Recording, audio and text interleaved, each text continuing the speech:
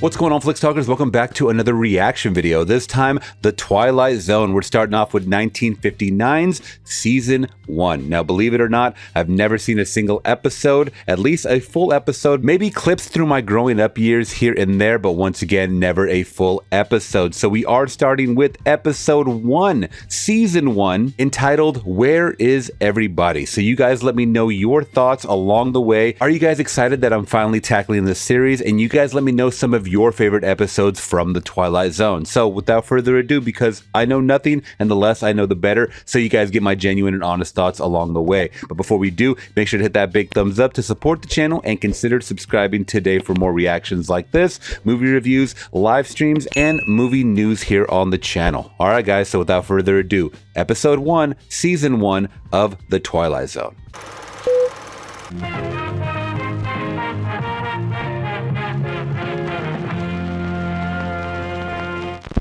There is a fifth dimension, beyond that which is known to man. It is a dimension as vast as space and as timeless as infinity. It is the middle ground between light and shadow, between science and superstition, and it lies between the pit of man's fears and the summit of his knowledge. This is the dimension of imagination. It is an area which we call the Twilight Zone. Okay, I like that. Very eerie. The place is here, the time is now, and the journey into the shadows that we're about to watch could be our journey. Something to jump into this cafe right now, I'll tell you that.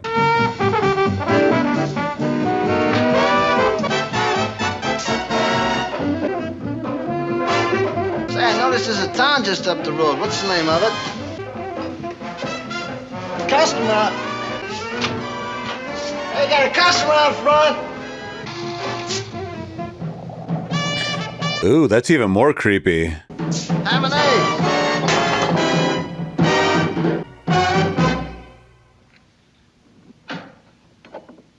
I got $2.85, American money. Sure, American money. Well, we got that much settled. I'm an American. Let me put it to you this way. I'm not sure who I am. He doesn't know who he is.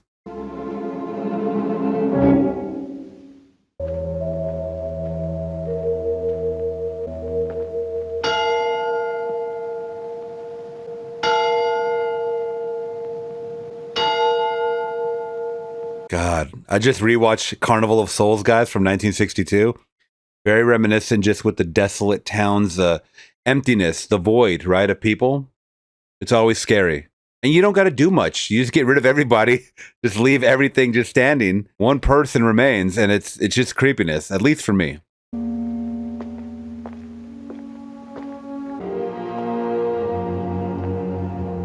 Anybody here? Hey, miss?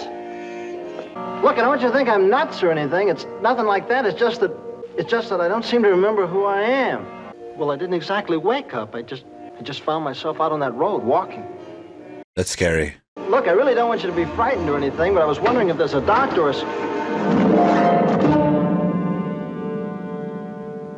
I'm terribly sorry, madam. I can assure you that at no time did I mean to be so upsetting. I've always had kind of a secret yen for the quiet type. Get what I mean, babe? Someone propped that mannequin up, though, in that passenger seat.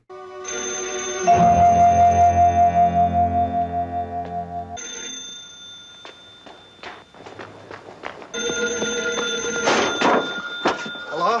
Hello? Operator. Hello, operator. This is the special operator. Operator, The look. number you have reached I just is wonder if not a anybody down there could working tell me. number. Please make sure Are you out of your heads down there? I didn't dial a number. I dialed the operator. This is a recording. Oh, Please make sure that you have... This is spooky all the way around. All right, Oakwood. All right, we got a town name. Look, boys, where are you? Where do you boys live? Just in this book? Well, gang, who's watching the store? Who's watching any of the stores?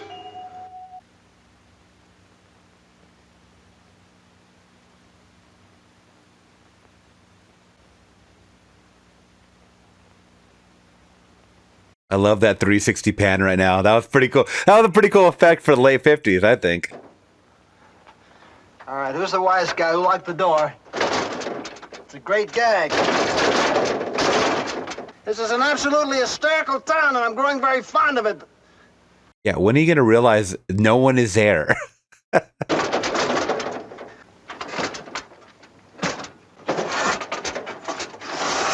Did he just not open it properly? What was the point of that?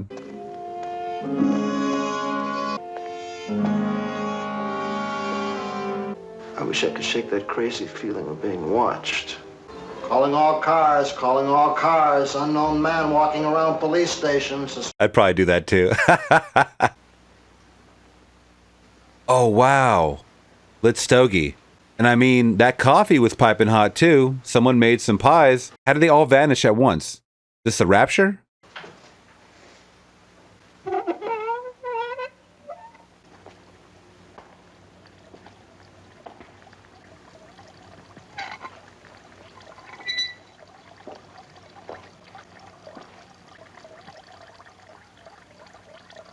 Oh, wow. Someone was just shaving. Time to wake up now. Don't get locked in there. Ooh, that was close.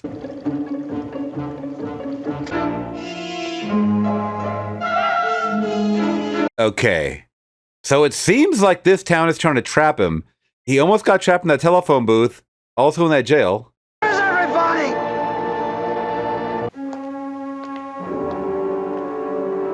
What would you do, guys? I mean, if there was a town of nobody, even if you saw what you saw, what would you do? What would be the first thing that you do?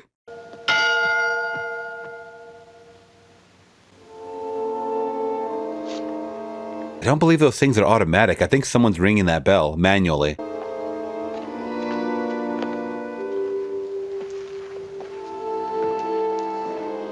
I think the first thing I would do is stock up on items in a backpack or something, and then just hit the road. See if the world's affected.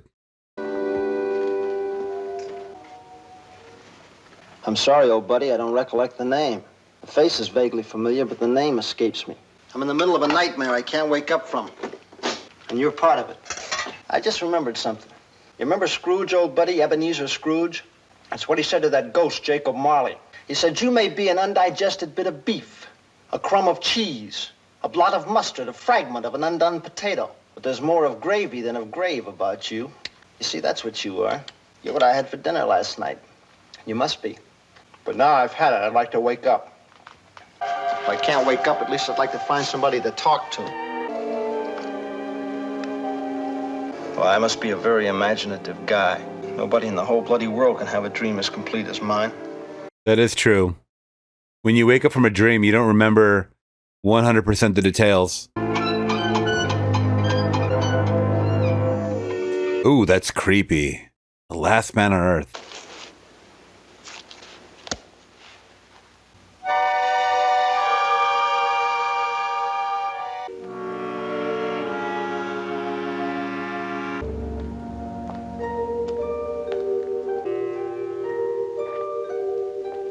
This town might be on a timer. I'm not sure yet.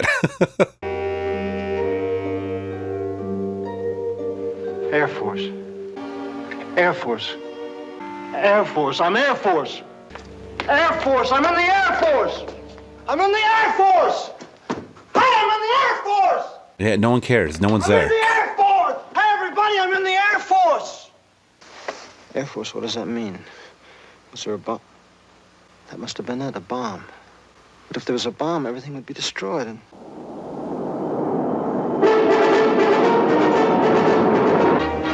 Who's up there?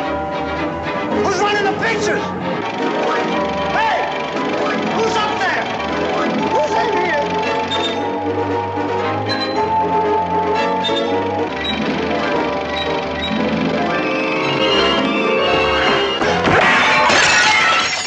Jesus. I know that hurt.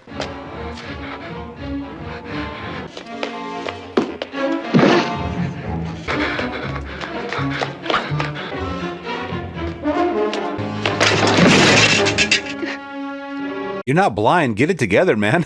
This guy's kind of overselling it a little bit.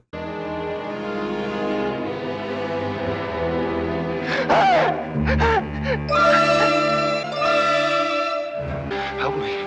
Please, somebody help me. Help me. Help me, help me. Please help me. Help me, please. Somebody help me. Please, somebody help me. Help me. Please, somebody help me. Somebody's looking at me. Somebody's... Oh, what is going on? Help me. Help me. Please. Help me. This is a social experiment? Somebody's looking at me. Please help me. Help me. Clock him. Please, somebody help me. Somebody's looking at me. Help me. Get him out of there. Help me. Quick. Help me. Help me. Oh, they had him like in a chamber. I was not expecting that.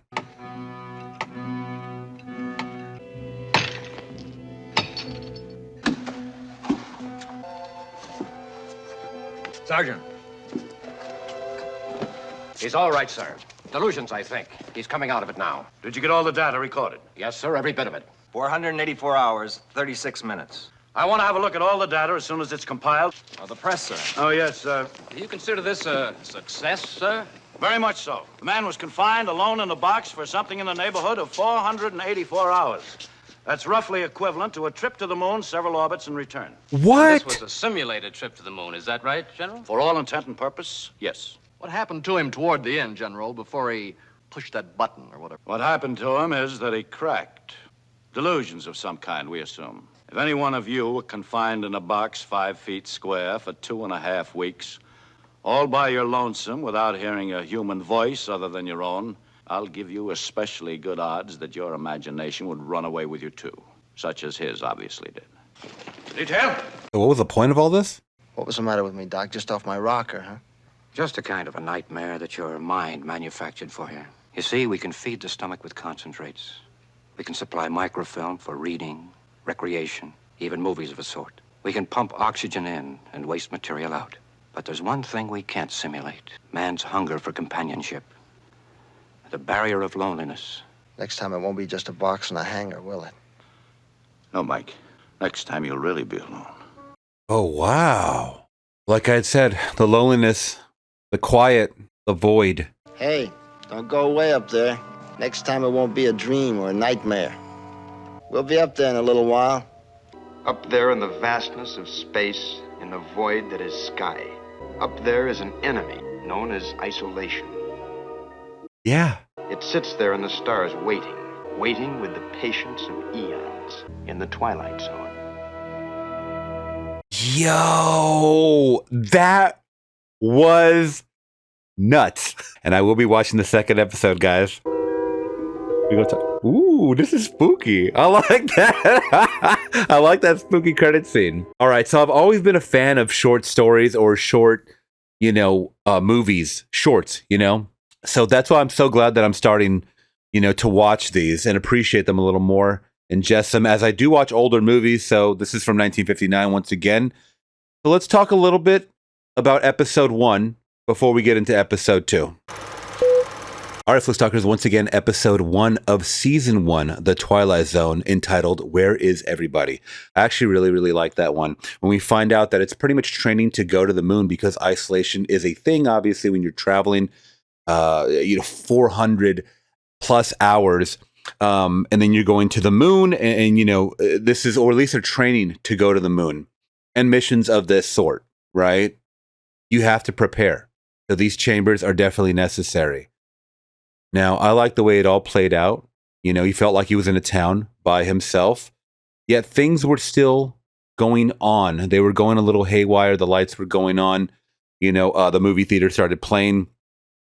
Thought there might have been a different twist, but this was more of a test, a simulation, and that's fine. It doesn't need to be paranormal sometimes. Sometimes the creepiest stuff is real life things.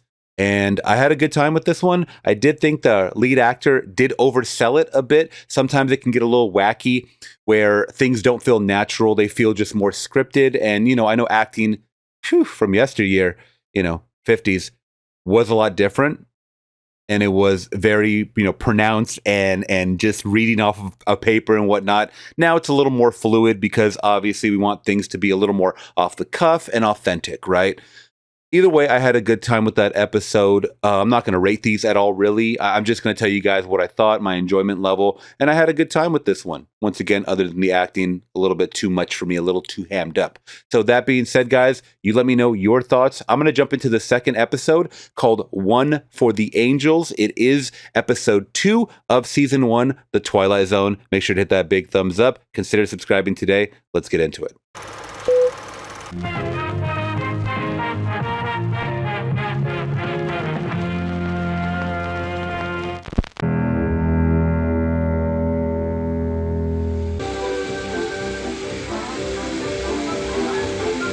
Oh, they're classic toys. Right here, ladies and gentlemen, special July cleanup sale. Lovely things, calamine lotion, good for sunburns.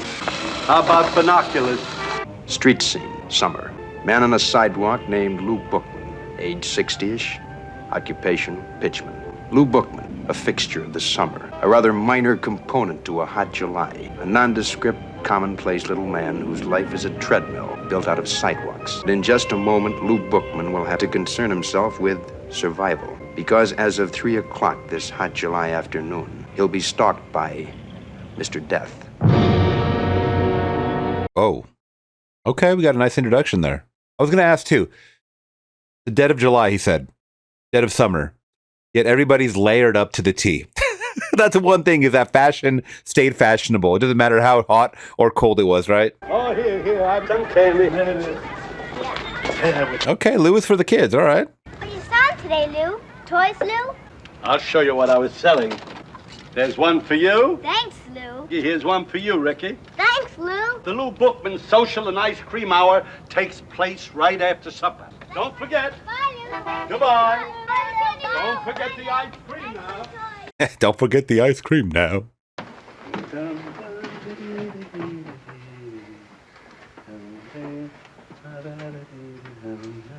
He's a happy man. Hey, you. You are Lou Bookman, aren't you? That's right, Louis J. Bookman. Is there something I can show you? Maybe something in collar stays? Why are you at my house? Louis J. Bookman, age 69, right? Occupation, pitchman, right? Yeah, that's right. Born New York City, 1890. Father's place of birth, Detroit, Michigan. Mother's place of birth, Syracuse, New York, right? My goodness, you got it all down in that book there. And your departure is at midnight tonight. Departure? My departure? This man in the black looks very familiar. I've seen him in other movies. Hi, Maggie. The key's bent, Lou. Can you fix it? Well, come on right in. See, now it's all right. I think I got it now, Lou. This gentleman came here to ask me a lot of questions. What gentleman? That gentleman. Oh, God. Well, why can't you see him or hear him? See who, Lou? See after supper, huh? Well, now, wait a minute. Aren't you going to say goodbye? Oh, yeah. Goodbye, Lou. So long. No, I mean to the gentleman, man. Oh, it's a game. The Invisible Man. Goodbye, Invisible Man. See after supper. Kids are so innocent, huh? Mr. Bookman, only those who are to accompany me can see me. Now, don't you think you'd better start making your arrangements for your departure? My departure where? I just never will understand you people. You get the idiotic notion that life goes on forever. Everyone has to go sometime. Go? You, Mr. Bookman, fall into the category of natural causes. Oh, that's scary. If you still don't know who I am, then you're the most dense man I've come up against.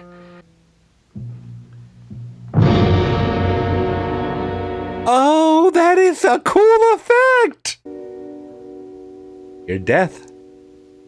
Your death? Exactly, Mr. Bookman. Barely Now, noticed. just a minute. I don't want to go. But there's no reason for me to go. I'm a very healthy man. I don't think I've had a sick day in 20 years. Departure time is set for midnight. Don't I have anything to say about that? We do listen to appeals, but An appeal. major categories of appeals. One is hardship cases. Now, do you have a wife or family who might suffer beyond a reasonable point your demise? No. Second category is priority cases, statesmen, scientists, men on the verge of discoveries. I take it you're not working on any major scientific pursuit at the moment. No. What's the third category? Unfinished business of a major nature. That's it, you see. Yes, I have some unfinished business. I've never flown in a helicopter, that's it. Insufficient, Mr. Bookman. I have never seen a Zulu war dance. See, you'll have to give me a couple of months and let me go over there to that Zulu country. No? Well, there is one thing. I never made a truly big pitch. A pitch big enough for the skies to open up. You know, a pitch for the angels. It would mean that for one moment in my whole life, I would have done something successful. It would mean that maybe the children would be very proud of me. Yes, I've always had quite a fondness for children, you know. Unfortunately, Mr. Bookman, an ability to succeed in a given professional venture is really hardly of a major... Death feels bad. That is crazy. All right, Mr. Bookman. Under the circumstances, I believe I can grant you a delay until you've made this pitch you're talking about. Mr. Bookman, it won't just end here, you understand. We made a bargain that I don't have to go until I make a pitch. But since you won't come with me, I've been forced to select an alternative.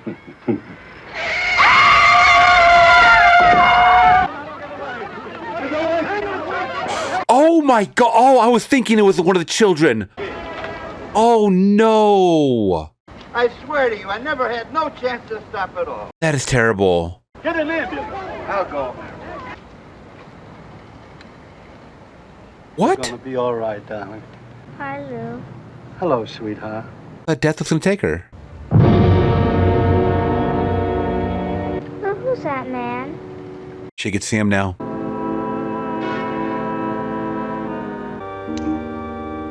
Wait a minute. You can't take her. Now listen, I'll go. Never mind the pitch. I don't even want to wait. I'll go right now. You can't take her. I'll go with you at...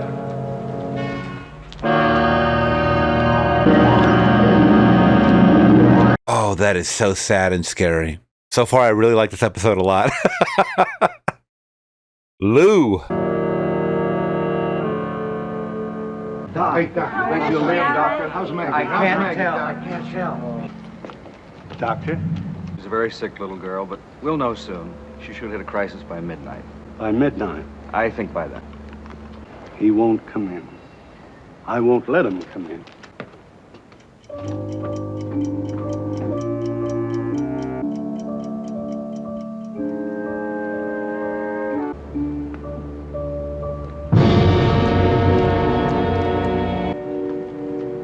You've got business in there? I most certainly do. It's 11:45. In 15 minutes, midnight. That's my appointment. Mr. Death, that little girl's only 8 years old. I'm ready now. I'm sorry, Mr. Bookman, but I had to make other arrangements. She's to come with me at midnight, so I must be in there at midnight. And if you're not in there? You see, if I didn't get in there at precisely midnight, then the whole timetable would be upset. What are you doing, Mr. Bookman? Oh, just setting up a pitch, that's all. At this time of night? Oh, I very often have a late sale. Very often. Not many customers. They'll come around. You're here anyway. Oh, yes, I'm here. Well, take this lovely tie here, for instance. Oh. What does that look like to you? Looks like a tie. Well, feel it. So? Ladies and gentlemen, a simulated silk so fabulously conceived as to mystify even the ancient Chinese silk manufacturers. A piquant interweaving of gossamer softness. He is selling Death a tie. Lou, I love you, man. I freaking love you. You are making this episode right now. A demonstration of tensile strength. Unbelievable, isn't it? As strong as steel, yet as fragile and delicate as Shantung silk. Would you pay $30 a spool? 25, 20, 10? But this fantastic thread is not available in stores. It is smuggled in by Oriental birds, especially trained for ocean travel. It takes 832 crossings to supply enough thread to go around one spool. I offer you this fabulous thread, not at $20 a spool, but at the ridiculously low price of 25 cents a spool. I'll take all you have. Death has money? John, lots of I get it. He's trying to distract them until past midnight, but this is pretty funny. He's got everything. Cashmere All right. I'll take it out. All right. And now for the piece de resistance. One guaranteed live human manservant. How's that? Slave? Louis J. Bookman, the first model of his kind. Mr. Bookman, you are a persuasive man. I offer you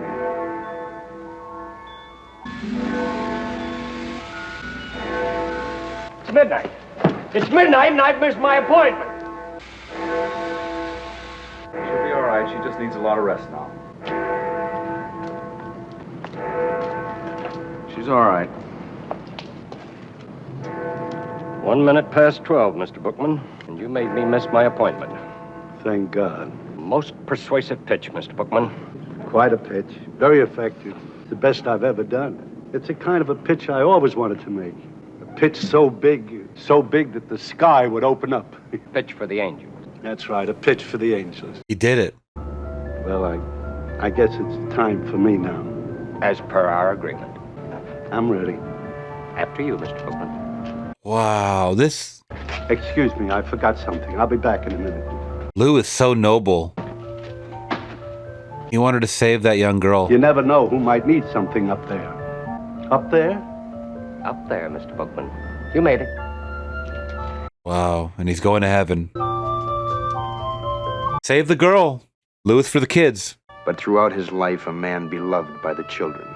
Couldn't happen, you say? Probably not in most places. But it did happen in the Twilight Zone.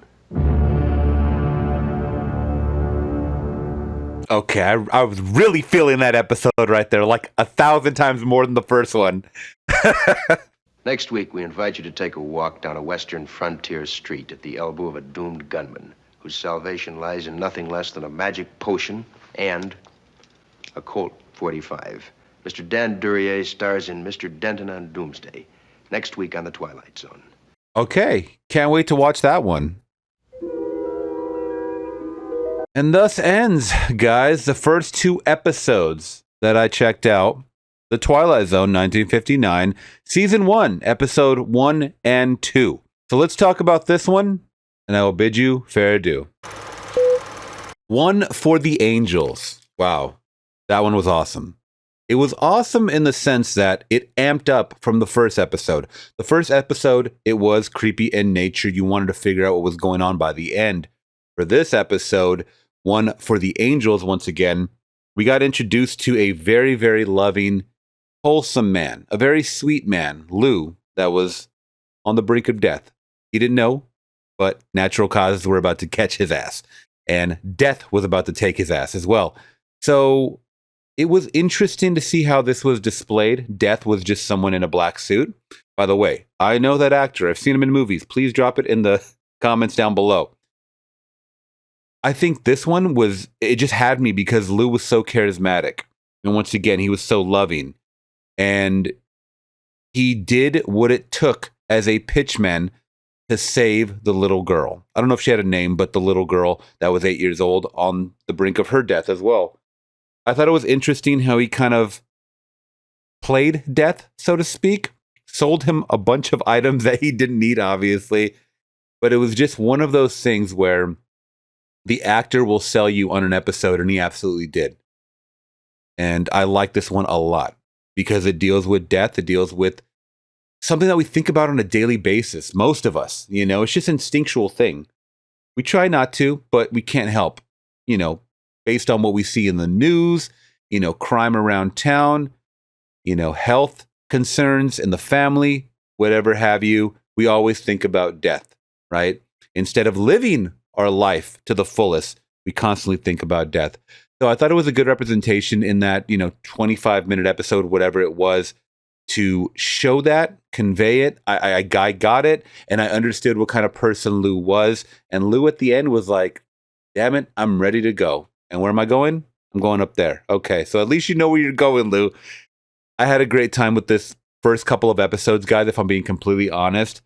I'm going to try to do 2 episodes per video, maybe 3. It just really depends because there is a lot of episodes. I'm looking at this folder that I have, and it looks like there's about 30 plus episodes. So that being said, we're going to have to shimmy in some episodes in each video. All right. So you guys let me know your favorite episodes once again in the comments below. Hopefully I get to it. I'm not really sure how many seasons there are in this initial one. I believe I did read that Twilight Zone also came out in the 80s as well. I have seen the Twilight Zone movie. Believe it or not, I have seen the Twilight Zone movie. But it is fun going back to 1959 and watching these episodes. And they're only a half an hour or less than a half an hour. So that's very digestible. So thank you guys so much. Make sure to hit that big thumbs up to support the channel. Consider subscribing today. And I'll catch you guys in the next one. I'm gone. Peace.